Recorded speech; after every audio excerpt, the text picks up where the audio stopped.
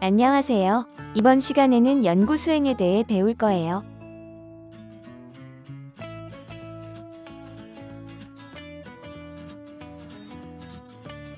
연구 수행 과정을 살펴봅시다. 먼저 실험을 통하여 결과 데이터를 수집하고 정리합니다. 데이터를 그래프나 표로 나타내고 분석합니다. 이로부터 결론을 도출합니다. 그리고 보고서를 작성하고 발표합니다.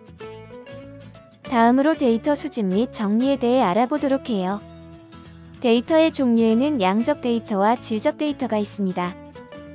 양적 데이터는 숫자로 나타내며 측정 단위가 필요해요. 질적 데이터는 대개 특성이나 어떤 상황에 대한 확신 등을 말해요. 이 유형의 데이터는 빈도나 비율로 나타냅니다.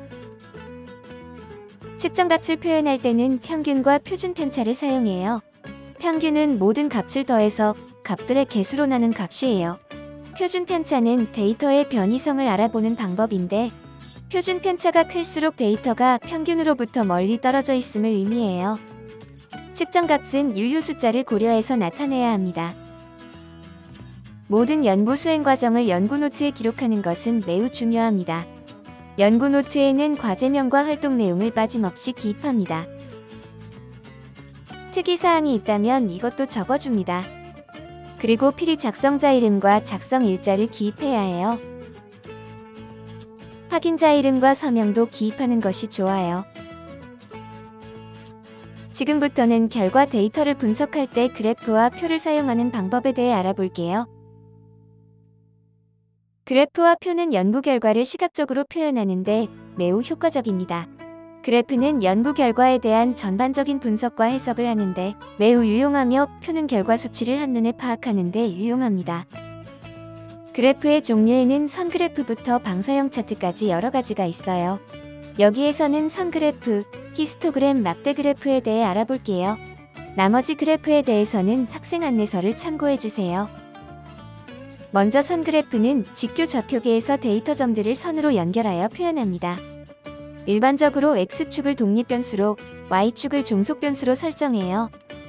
데이터 요소가 많고 표시하는 순서가 중요한 경우에 적합합니다. 히스토그램은 양적 데이터의 분포를 나타냅니다.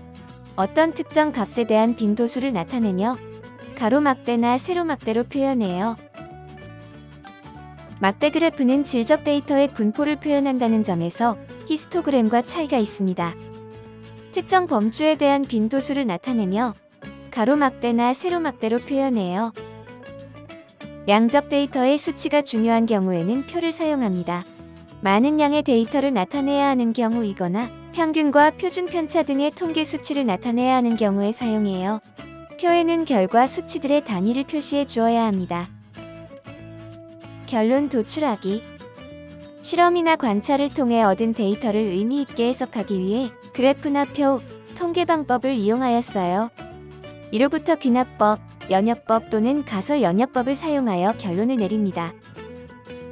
귀납법이란 개별의 사실이나 현상들로부터 일반적인 결론을 이끌어내는 추리 방법으로서 결과 데이터를 수집하고 정리한 다음 현상들 사이의 관계를 결정하여 보편 법칙을 이끌어내는 방법이에요.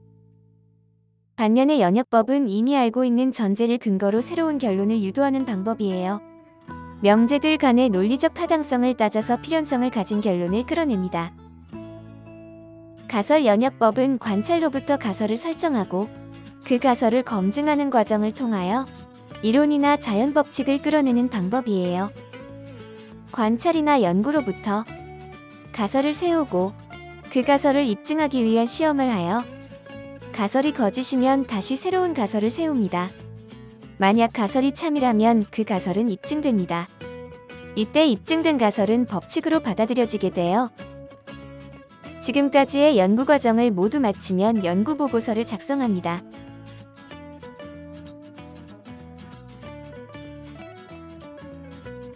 연구 보고서에는 다음과 같은 내용이 포함되어야 해요. 먼저 서론에서는 연구의 필요성 및 배경, 연구 목적, 연구의 제한점을 작성해요. 이론적 배경에는 이론, 원리, 선행 연구로부터의 지식 등을 포함시켜요. 연구 방법에는 연구 대상, 구체적인 연구 과정, 분석 방법 등을 기술합니다.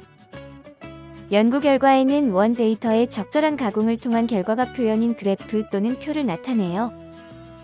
결론에는 데이터 분석으로부터 내려진 결론을 제시하고 재현을 포함시켜요. 그리고 참고 문헌과 필요할 경우 부록을 작성해요. 연구 내용을 구두로 발표할 경우 미리 발표 시간과 순서, 발표 유형, 필요한 기자재 등을 확인해요. 발표 내용은 간결하고 명료하게 작성하고 이미지나 표, 그래프를 활용하면 좋아요.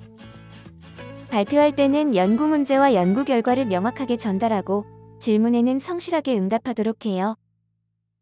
포스터 발표를 할 경우에는 사전에 포스터 규격이나 발표 장비의 구비사항을 확인하도록 합니다. 발표 내용은 빠른 시간 내에 연구 내용을 이해할 수 있는 배열로 구성하는 것이 좋아요. 발표는 약 5분 정도로 요약하여 설명합니다. 그리고 질문에 성실히 응답하도록 해요. 이해가 잘 되셨나요? 연구 수행은 융합형 연구의 핵심으로 꼭 이해하고 넘어가야 합니다. 다음 영상에서 3교시 이어갈게요.